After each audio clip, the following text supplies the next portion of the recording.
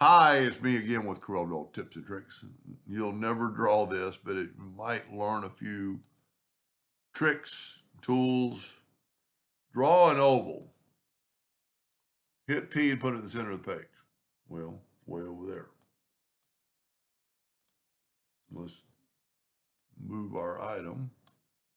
And so now this is in the center of the page.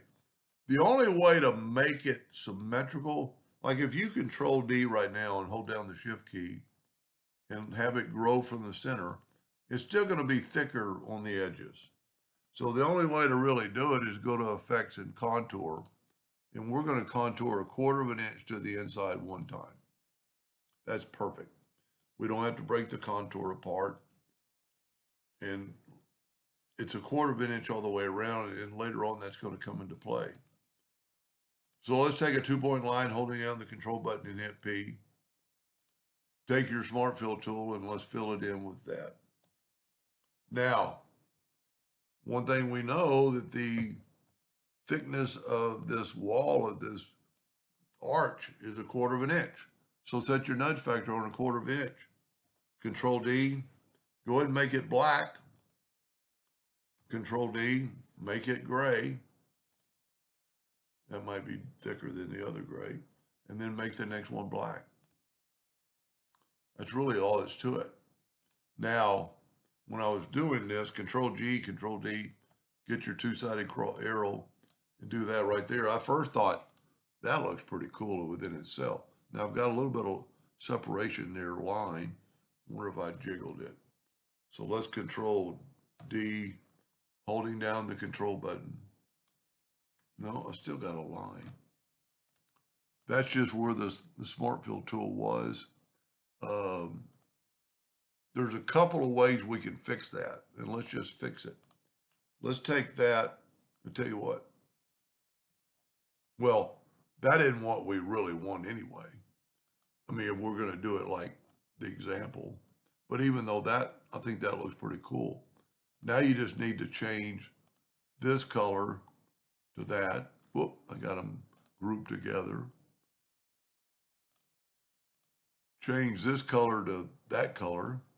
I think it's the next darkest one. Change that one to black. Change this one to that gray, and change this one to black. Yeah, the lines disappear. But let's say we didn't want them like that. I didn't mean to go here, but let's make the lines disappear. Control D to duplicate it and do that right there. And now watch the lines. Well, they're there. If you zoom in and out, you can see them. So what I'm going to do, let me set my nudge factor on like 2 inches. And let me take this one. Well, got to break them apart. Go up to select them all, object, group and ungroup. Grab that one, move it over, grab that one, move it over, and weld it. And that'll stop that line. Now let me move this over more. Let's move this over more. Take this one and weld it. Take this one and weld it. The last one we won't have to move because it's right there. Now we'll just take these and put them back. And because we're nudging, there are no lines there because they're one piece. Anyway, I kind of like them both. And then you can always, let's group this together, and you can always skew it to make it look a little different. Let's group this together, Control G, and just double click on your rotation and go right there to your skew handle.